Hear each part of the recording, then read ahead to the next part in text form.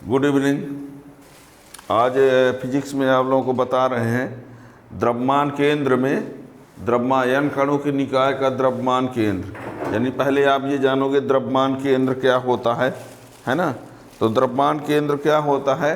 किसी पिंड या किसी कण किसी पिंड या किसी निकाय का द्रव्यमान केंद्र वह बिंदु होता है जहाँ पर संपूर्ण निकाय या संपूर्ण पिंड के द्रव्यमान को केंद्रित माना जा सके। किसी पिंड या किसी निकाय का द्रव्यमान केंद्र वह बिंदु होता है जहाँ पर संपूर्ण पिंड के द्रव्यमान को या संपूर्ण निकाय के द्रव्यमान को केंद्रित माना जा सकता है, उसे द्रव्यमान केंद्र कहा जाता है। और यदि हम कोई एक निकाय लेंगे, अब मान कर चलेंगे कि वो निकाय n कणों से मिलकर बना है। कोई एक निकाय लेंगे ये जो कि n कणों से मिलकर बना होगा, और उस निकाय का द्रव्यमान केंद्र की स्थिति क्या होगी, उसका द्रव्यमान केंद्र कैसे ज्ञात करेंगे, ये आज का मेरा टॉपिक है ना। यानी n कणों के निकाय का द्रव्यमान केंद्र अंतरिक्ष में स्थित n। कहीं ऐसा ना हो कि एक लाइने में n कण ले लो, कहीं ऐसा ना हो कि समतल में n कण ले लो। तो अंतरिक्ष में n कणों का निकाय यानी थ्री डायमेंशनल समझ लो चाहे, ठीक है ना। तो n कणों के अंतरिक्ष में n कणों के निकाय के द्रव्यमान केंद्र की स्थिति, ठीक है ना। तो ये टॉपिक है।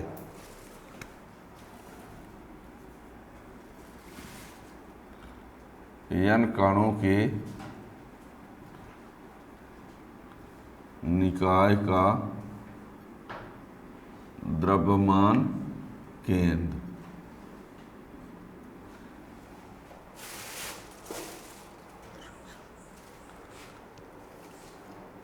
अंतरिक्ष में n कणों के निकाय का द्रव्यमान केंद्र भी लिख सकते हैं, ऐसा भी चाहो तो। अंतरिक्ष में n कणों के निकाय का द्रव्यमान केंद्र, n कणों के निकाय का द्रव्यमान केंद्र, ठीक है ना। तो देखिए, ये x है, ये y है, ये z है। ये कोई निकाय है, कई कणों से मिलकर बना है। एक कण ये है, दूसरा कण ये है, तीसरा कण ये है, चौथा कण ये है ना। इसका द्रव्यमान m1, इसका द्रव्यमान m2, इसका द्रव्यमान m3, इसका द्रव्यमान m4 डैश डैश भी और भी है। और इसको हम मान लेते हैं द्रव्यमान केंद्र, और इसका निर्देशांक है x y z इसका, ठीक है ना। इतनी कम जगह है कि हम सब में ये ना लिख पाएंगे। इसका निर्देशांक x1 y1 z1। m1 वाले कण का निर्देशांक क्या लिखना पड़ेगा? x1 y1। m2 वाले का लिखना चाहिए x2 y2 z2। इसका लिखना चाहिए x3 y3, है ना। वैसे जगह नहीं है, वैसे अलग से कहो तो लिख देते हैं। इस वाले के लिए x1 y1 z1, इस वाले के लिए x2 y2 और z2, इस वाले के लिए x3 y3 और z3। ये और इसका लिख देते हैं x4 y4 और z4, ठीक है ना। हैं जो लिखे वो नहीं दिख रहा है ना, इधर करने पर दिखेगा कि अब, ठीक है ना। तो ये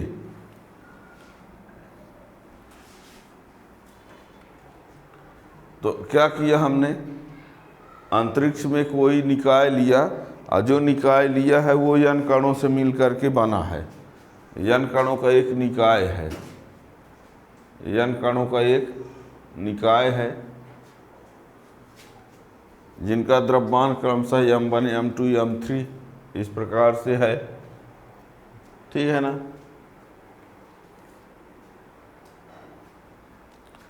यहाँ लिख रहे हैं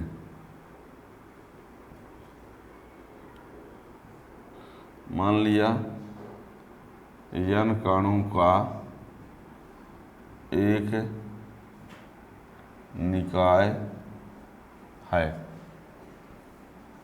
मान लिया n कणों का एक निकाय है। कहाँ है ये? अंतरिक्ष में है। ठीक है ना? जिनका द्रव्यमान क्रमशः m1 m2 m3 dash dash mn है। मान लिया n कणों का एक निकाय है जिनका द्रव्यमान क्रमशः m1 m2 m3 dash dash mn है तथा मूल बिंदु के सापेक्ष स्थित निर्देशांक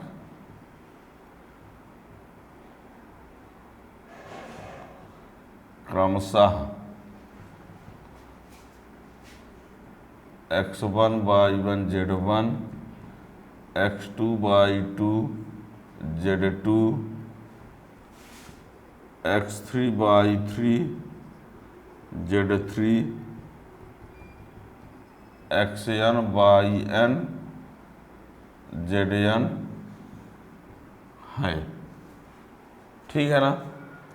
n कणों का निकाय है। कहाँ स्थित है? अंतरिक्ष में। उनका द्रव्यमान m1 m2 m3 dash dash mn है।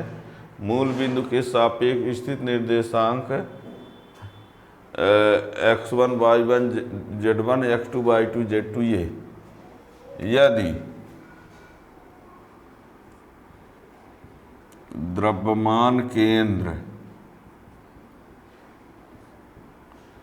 की स्थिति C x y z है, यानी x y z उसका निर्देशांक। ये द्रव्यमान केंद्र की स्थिति क्या है? C x y z है। तो ऐसी स्थिति में तो x बराबर होगा m1 x1 plus m2 x2 plus m3 x3 plus dash dash mn xn अपान सभी कणों के द्रव्यमानों का योग m1 plus m2 plus m3 plus dash dash mn। ऐसे ही y बराबर m1 y1 plus m2 y2 plus m3 y3 plus dash dash mn yn अपान सबका योगफल m1 plus m2 plus m3 plus dash dash dash mn। z बराबर m1 z1 plus m2 z2। हमारा z ये z है हम बनाए हैं। ध्यान दीजिएगा, कुछ बच्चे इसको समझ ना पाएंगे क्या है। m1 z1 plus m2 z2 plus m3 z3 plus dash dash mn zn अपान m1 plus m2 plus m3 plus dash dash plus mn ये। ठीक है?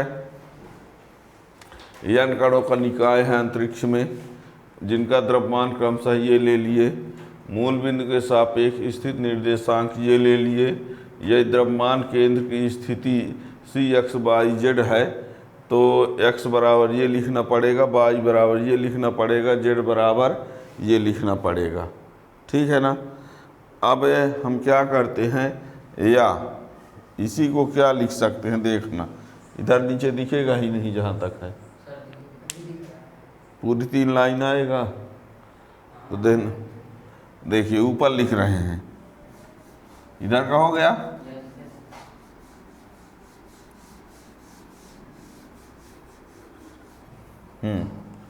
इसी को हम क्या लिख सकते हैं देखना, या x बराबर इसी को सिग्मा यम आई एक्स आई, और आई का मान 1 से लेकर के एन तक। जैसे एम आई एक्स आई लिख दिए तो आई का मान कहाँ से शुरू करना है, 1 से। देखो ये कैसे ना है, 1 2 3 कहाँ तक है, एन तक। तो ये आई एम आई एक्स आई जो लिखे हैं, तो आई का मान जो है कहाँ से चालू होगा, 1 से, और जाएगा कहाँ तक, एन तक।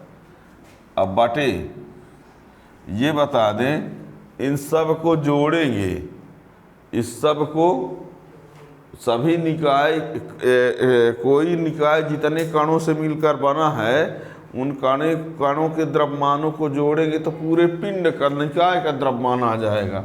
उसको लिख देते हैं m, बाई बराबर यही sigma m i by i, और आई बराबर 1 से n तक बटे यम। z बराबर sigma m i z i, और आई बराबर 1 से n तक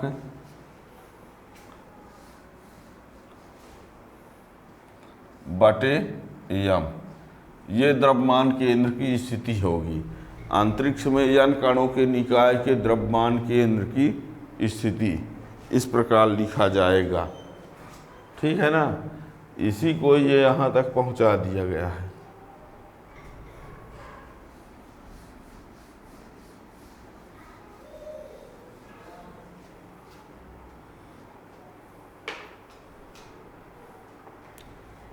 हो गया।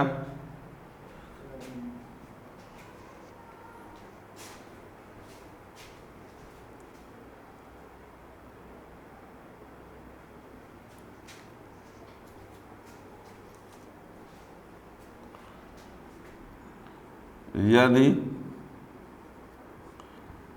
M1 M2 M3 dash dash Mn द्रव्यमान के कणों की स्थिति सदिश क्रमशः vector R1 vector R2 vector R3 dash dash vector Rn है। ये देखना, इसकी सदिश को R1 मान लो, इसके सदिश को R2 मान लो, इसके सदिश को R3 मान लो, इसके सदिश को R4, और इस वाले को वेक्टर R। ठीक, यदि M1 M2 M2 द्रव्यमान के कणों की स्थिति सदिश क्रमशः ये है, तथा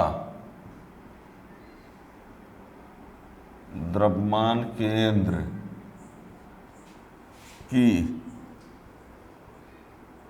स्थिति सदिश वेक्टर R है, तो वेक्टर R बराबर लिखा जाएगा M1 R1 plus M2 R2 plus M3 R3 plus dash dash Mn Rn बटे M1 plus M2 plus M3 plus dash dash Mn।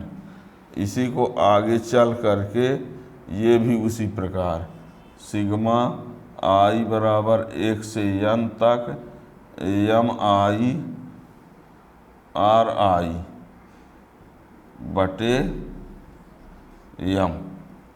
यहाँ तक ये है, ये द्रव्यमान केंद्र की स्थिति सदिश।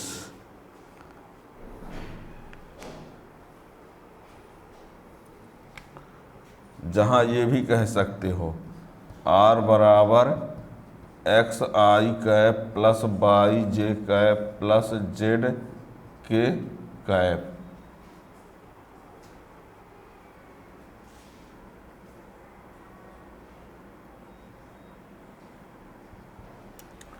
स्थिति सदिश में, ठीक है ना।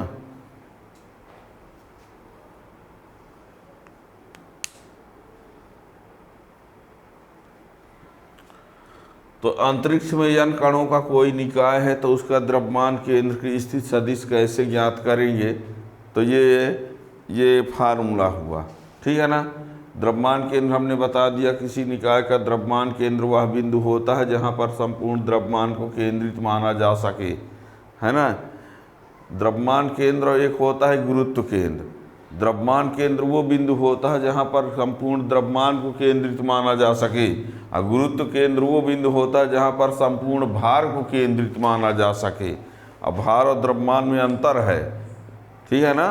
द्रव्यमान केंद्र जहाँ पर संपूर्ण द्रव्यमान को केंद्रित माना जा सके, गुरुत्व केंद्र जहाँ पर संपूर्ण भार को केंद्रित माना जा सके। कुछ ऐसे पिंड होते हैं जिनका द्रव्यमान केंद्र और गुरुत्व केंद्र एक ही होता है, कुछ ऐसे भी होते हैं जिनका अलग अलग होता है, ठीक है ना। तो ये इस प्रकार और भी टॉपिक समझने के लिए, पढ़ने के लिए चैनल को सब्सक्राइब कर लेंगे तो नोटिफिकेशन मिलता रहेगा। Thank you.